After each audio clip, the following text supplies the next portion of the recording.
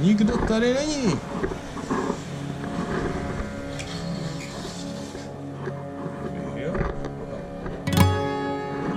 When I finally found someone to stamp my passport, I set out toward the Himalayas.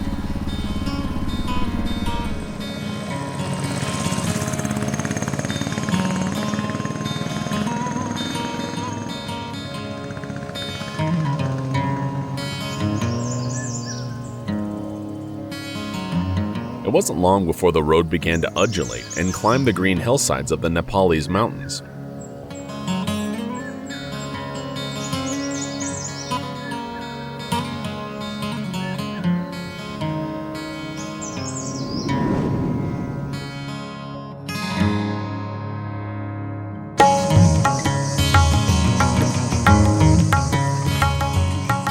With altitude, the temperature dropped to a pleasant 30 degrees Celsius.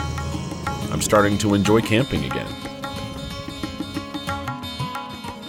A not too busy road leads through a magical mountain landscape full of terraced fields and forests. I enjoy every kilometer to Kathmandu, the capital of Nepal.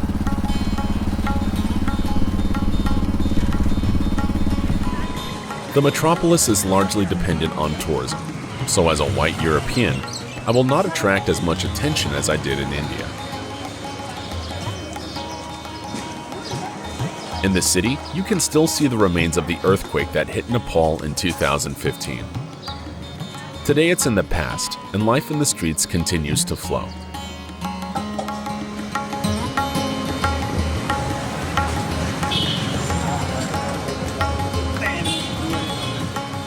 Walking through the streets, my eyes were captivated by erotic symbols at many temples and shrines, which are an integral part of Nepalese art and past.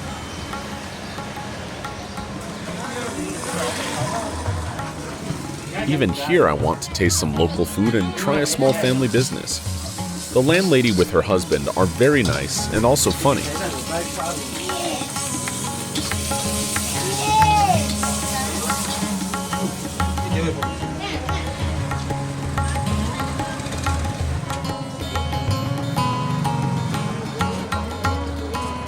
After sunset, the city quickly sinks into the dark and quiet.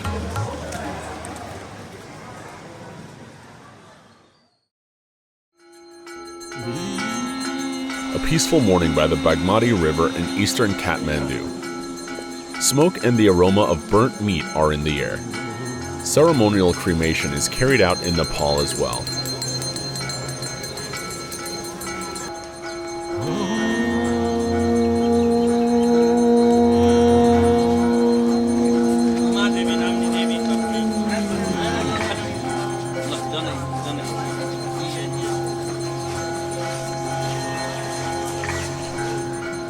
The Goraknath temples are located a few dozen steps up, a place with an incredibly strong atmosphere.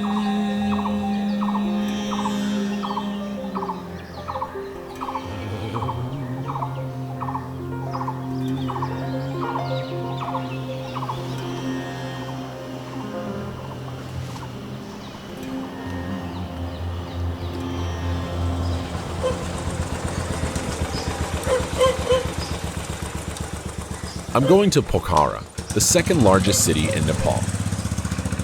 I don't want it easy, so I'm taking a shortcut.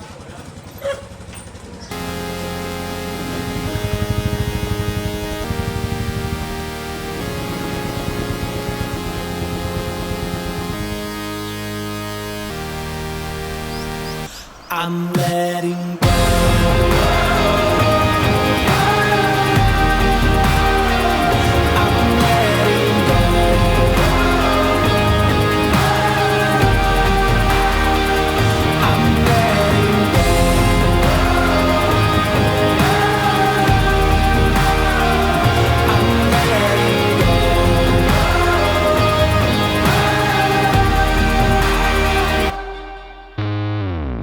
I'm finished.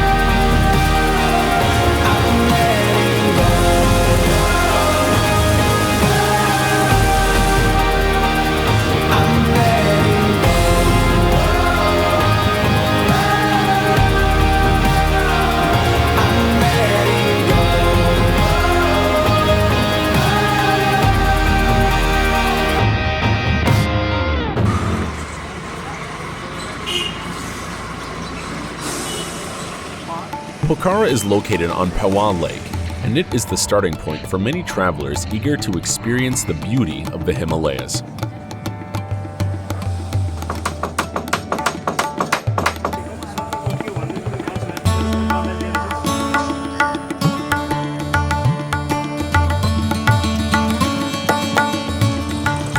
Even for me, it becomes a base for a few days, from where I go on smaller trips in the area.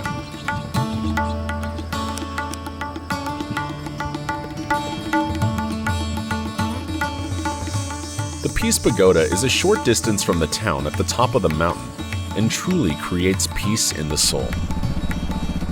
One of the wishes I had when I visited Nepal was to see Annapurna. So I have to go to the mountains, the village of Dampas, from where there should be a good view of the mountain.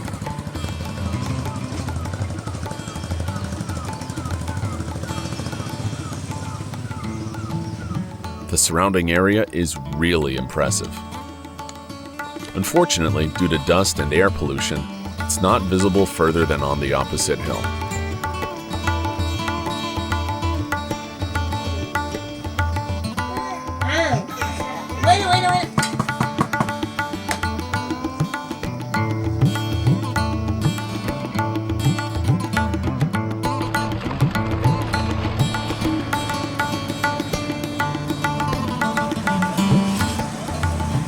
Before I leave Pokhara, I have my bike checked and prepared for the next stage of my journey.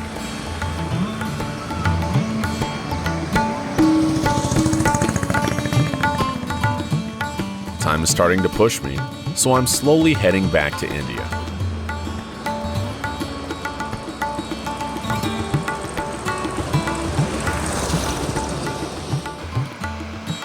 I'm getting down the canyon of the river, where temperatures rise again above 35 degrees Celsius. Bathing in the clear water of the mountain river is really refreshing.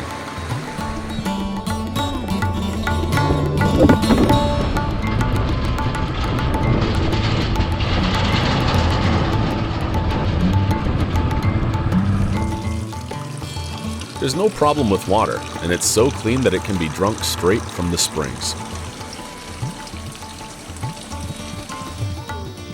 Moving south, the mountains decline until they eventually disappear completely.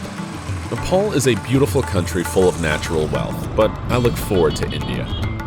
I'm starting to feel that my adventure mind is almost fulfilled. This is the last night before I go to Agra to see one of the wonders of the world.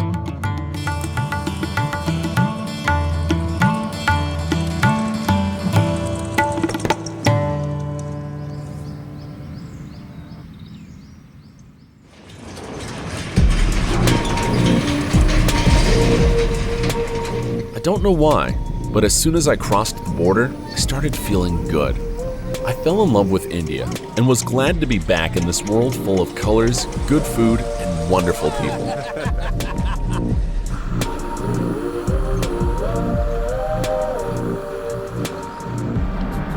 Sure, there is a lot of poverty and pollution, but it's the way of life in India.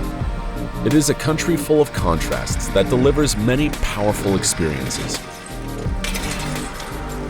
I take every opportunity to rinse and refresh. Well, okay, I admit not everyone.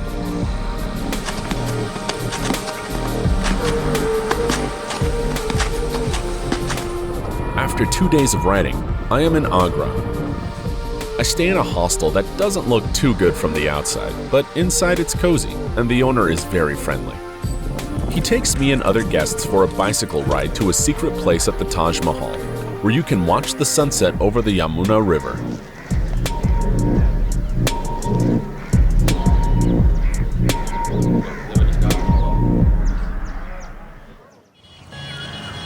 Every morning, I set out to see the Taj Mahal before tourists overcrowd it.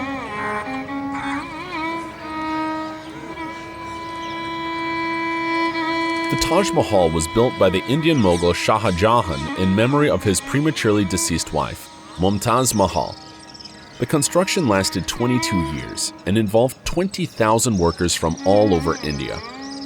Iranian architect Istad Usa designed the building as a symbol of beauty and eternal love that people will admire for centuries. I think he really did achieve that. Interesting are the columns, which create the illusion that they have a star shape. However, up close you will find that it is only an optical illusion.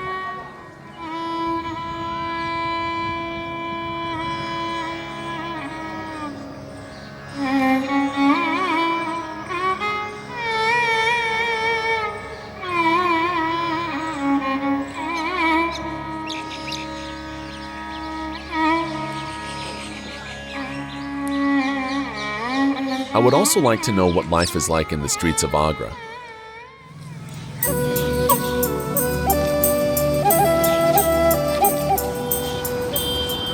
It wouldn't be an Indian city without plastic-built tents for the lowest castle. I go to the old town, where the feet of tourists often do not step.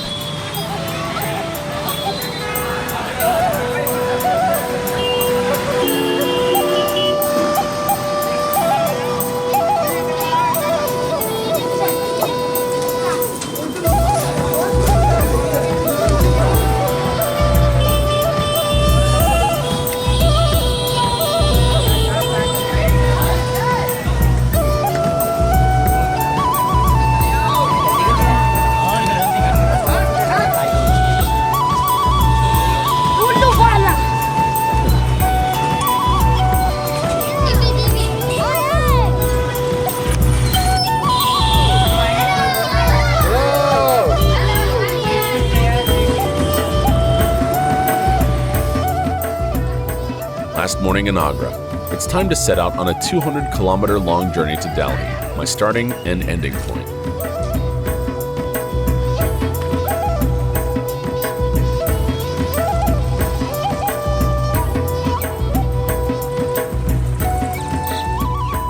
About 50 kilometers towards the metropolis is a bird sanctuary. I decided to spend my last night here in the company of wild animals.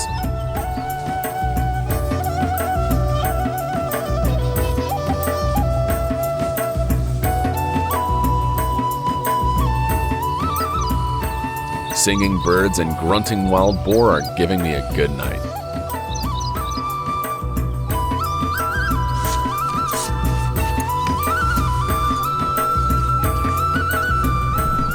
In the morning, I go for the last Indian ride. The road to Delhi leads between the grain fields, where people are still harvesting by hand. Every person in the Western world should go to similar places to realize just how comfortable a life is.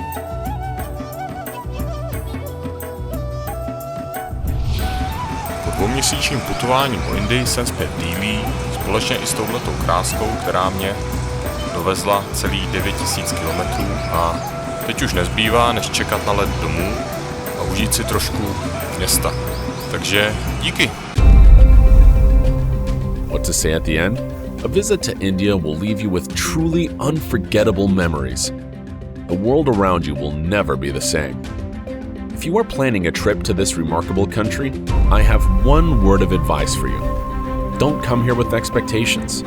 Come with an empty mind and let India fill it up for you.